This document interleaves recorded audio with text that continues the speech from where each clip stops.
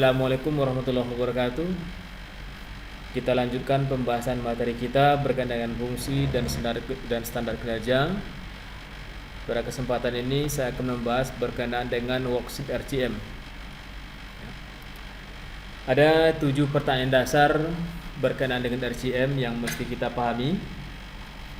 Yang pertama, apakah fungsi serta standar performance yang berkaitan dengan aset dalam konteks operasinya saat ini, atau fungsi standarnya. Kemudian dalam kondisi seperti apa, maksudnya dalam kondisi seperti apakah aset gagal dalam memenuhi fungsinya,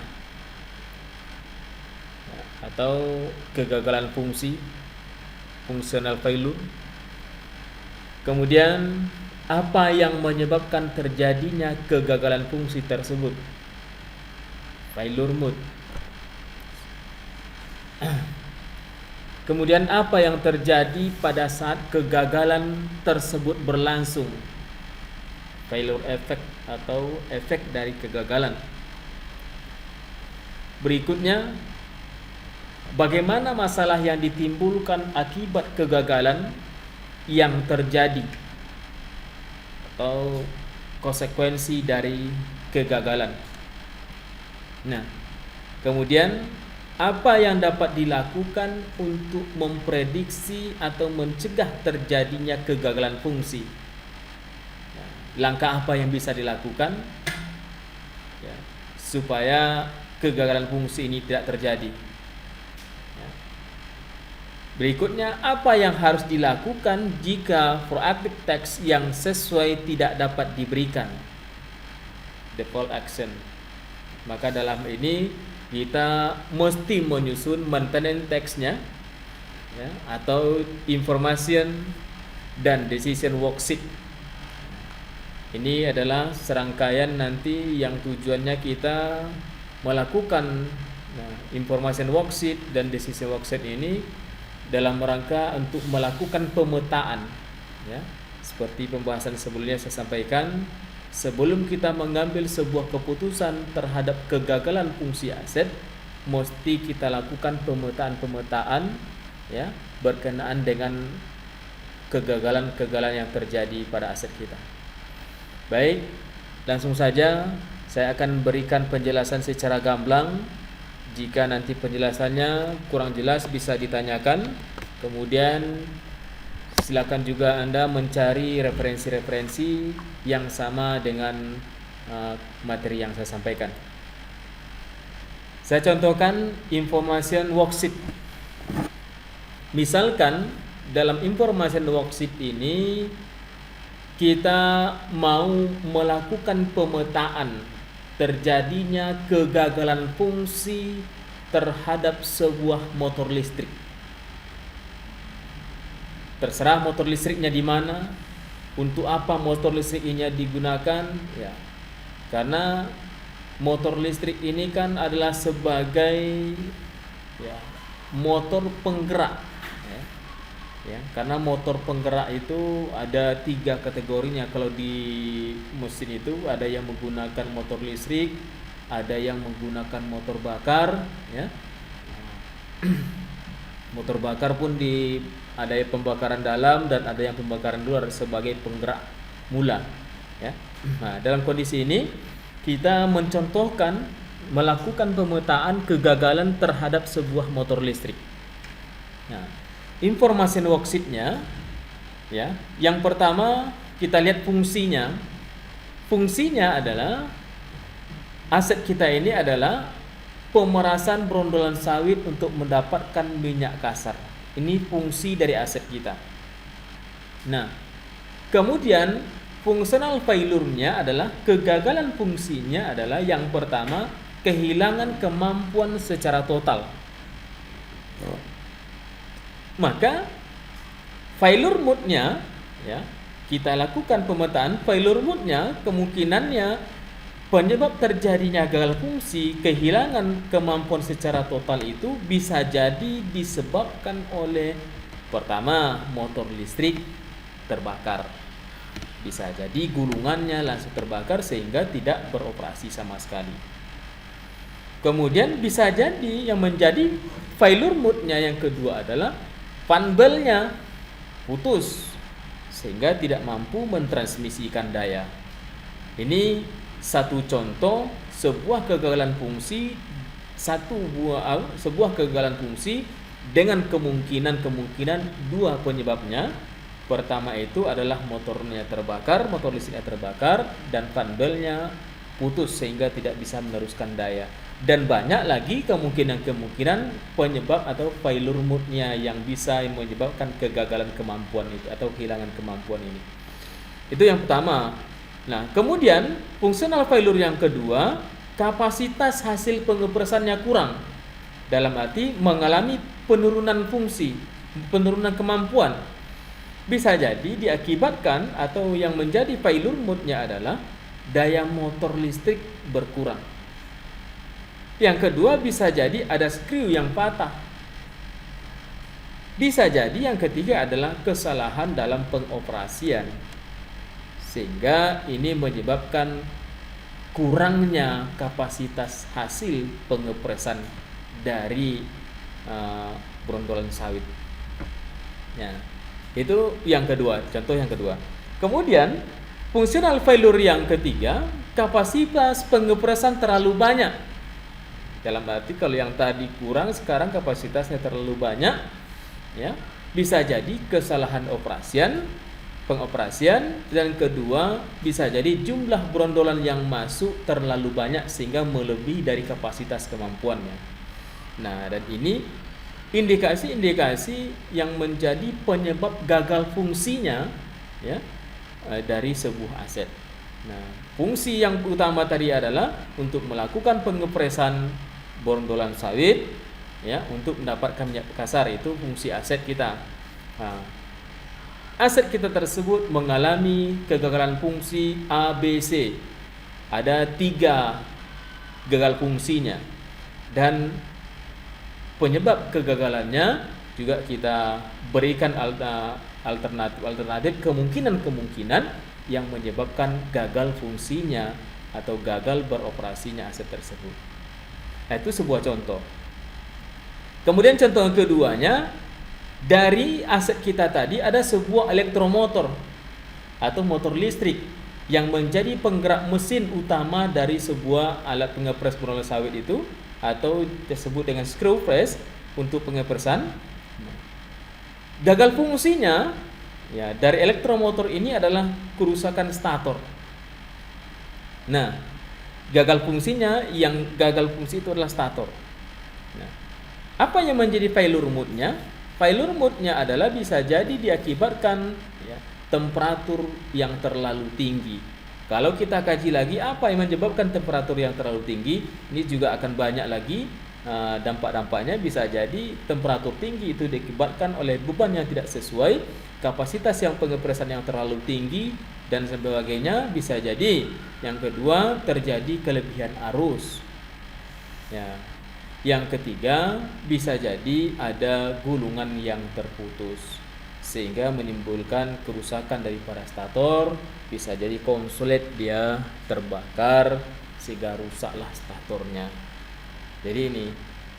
Yang ketiga komponennya adalah worm pengepresannya. Worm itu adalah mata pisau pengepresan. Mata pisaunya patah, gagal fungsinya mata pisaunya patah. Apa yang menjadi penyebab patahnya mata pisau? Bisa jadi overload, kelebihan, ya, muatannya atau kelebihan kapasitas di saat melakukan pengepresan sehingga worm pengepresannya itu ya tidak mampu melaksanakan fungsinya sehingga dia patah. Tak ampun mata pisaunya, ya, karena terlalu berat dia harus mencincang daripada brondolan sawit yang diputarnya. Nah, kemudian penyebab kedua bisa jadi disebabkan oleh perawatan yang tidak tepat. Nah, dalam hal pemeliharaan tidak tepat, mata pisau tidak pernah dilakukan pemeliharaan misalnya, ya bisa jadi dia patah. Ya. Yang keempat, gagal fungsi. Fungsinya adalah sebuah bearing. Fungsi dari sebuah bearing itu adalah sebagai penumpu kerja dari poros. Nah, fungsional failure dari bearing ini adalah terjadi vibrasi pada bearing, vibrasi atau getaran pada bearingnya itu, getaran yang berlebihan misalnya. Nah, bisa jadi failure mode-nya adalah kesalahan dalam pelumasan.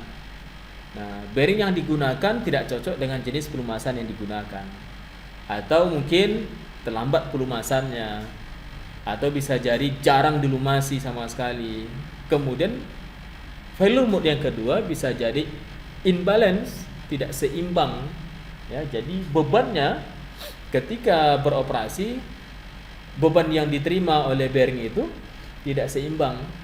Bisa jadi itu penyebab dari terjadinya vibrasi. Yang ketiga bisa jadi overload, berlebihan ya, atau kapasitasnya berlebih. Yang keempat bisa jadi terjadi pergeseran bearing dari kedudukannya. Bisa jadi kedudukan bearingnya sudah mengalami keausan sehingga tidak padat di kedudukannya ya, ketika dia menerima putaran dan ada tekanan ya, sehingga ini akan terasa kuat terjadinya vibrasi. Ini sebuah contoh information worksheet-nya, informasi berkenaan dengan kondisi asetnya, fungsinya ini, gagal fungsinya ini, failure mode-nya ini. Inilah sebuah informasi dan ini menjadi sebuah alat bagi kita dalam rangka memetakan kondisi aset. Ini sebuah contoh. Nah, kita lanjutkan. Nah, perlu kita lakukan decision worksheet ya, subsystem. Decision worksheet ini adalah lanjutan dari information worksheet dan ini tidak bisa terpisah.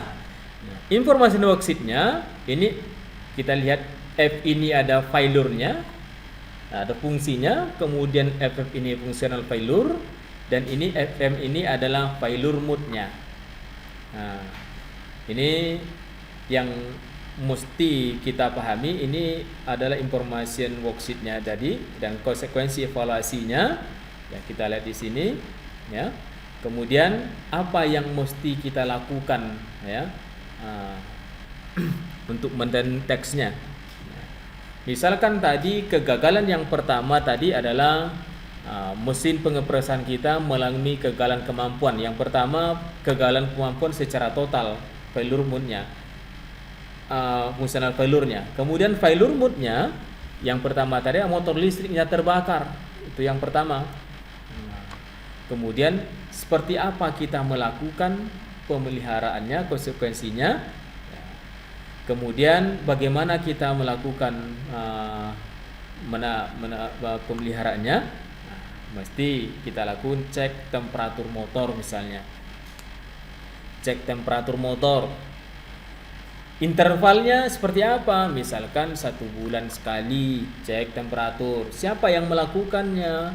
Itu dilakukan oleh operator saja. Nah, kemudian berikutnya cek voltasenya, cek ampere motornya. Nah, seperti apa interval waktunya kita lakukan pemeriksaan? Contohnya ya 1 minggu sekali. Siapa yang melakukan pemeriksaan? Itu dilakukan oleh operator mesinnya.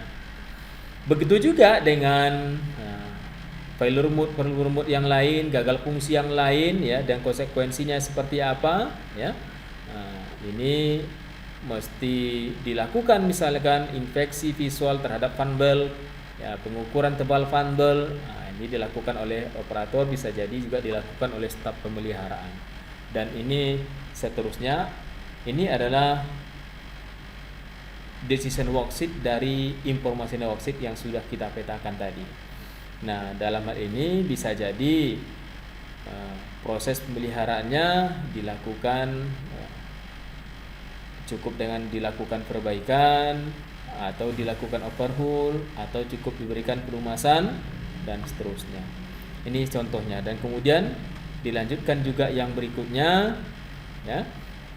Nah, sama dengan penjelasan, cuma saja ini adalah untuk fungsi yang kedua. Fungsi yang kedua tadi adalah kegagalan motor listrik ya. Kegagalan motor listrik Kemudian apa langkah dari pemeliharaan yang mesti dilakukan? Ya, bisa jadi kita lakukan cek temperatur, cek voltase listriknya, cek dan penggantian tembaga bisa dilakukan sekali seminggu atau sekali sebulan atau dilakukan setiap hari. Ini bisa dilakukan oleh operator, ada juga yang harus dilakukan oleh staf pemeliharaan. Nah, untuk failure yang ketiga tadi adalah worm, ya. Apa kemungkinannya yang menjadi kegagalan dan langkah apa yang mesti kita lakukan untuk pemeliharaan? Kita lihat, misalnya worm tadi atau mata pisau dari pengepresan itu, kita inspeksi visual mata pisaunya, bisa jadi dilakukan sekali seminggu, ya kan? Kemudian dilakukan penggantian mata pisau, kemudian evaluasi teknik pemeliharaannya. Dan yang ketiga tadi adalah kegagalan fungsi di bearing, terjadi vibrasi. Apa yang menjadi failure moodnya? Bisa jadi tadi terbakar juga, ya, kita bisa jadi kegagalan pada pelumasan, ya. Kita cek pelumasan sebelum dioperasikan, ini dilakukan setiap hari. Pemasangan bearing yang tepat, ini dilakukan oleh staf pemeliharaan. Kontrol kapasitas pengepresan, jangan berlebih kapasitas pengepresan. Ini adalah maintenance tax-nya yang mesti dilakukan untuk melakukan perbaikan-perbaikan atau melakukan pemeliharaan terhadap aset sehingga aset ini tetap bisa memenuhi standar kinerjanya, tetap bisa memenuhi fungsi dan standar kinerjanya sesuai yang diharapkan oleh si pengguna atau user. Demikian informasi decision worksheet-nya dan informasi worksheet-nya. Silakan nanti kalau ada yang kurang jelas berkenaan dengan penyusunan informasi worksheet dan decision worksheet-nya untuk bisa kita diskusikan dalam ruang diskusi atau Anda bisa bertanya langsung kepada saya. Demikian yang bisa saya sampaikan dan saya ingatkan insyaallah nanti akan ada tugas berkenaan dengan penyusunan information worksheet dan decision worksheet. Mohon dipelajari dengan baik, dipahami dengan baik sehingga bisa mengerjakan tugas-tugas ini nanti. Assalamualaikum warahmatullahi wabarakatuh.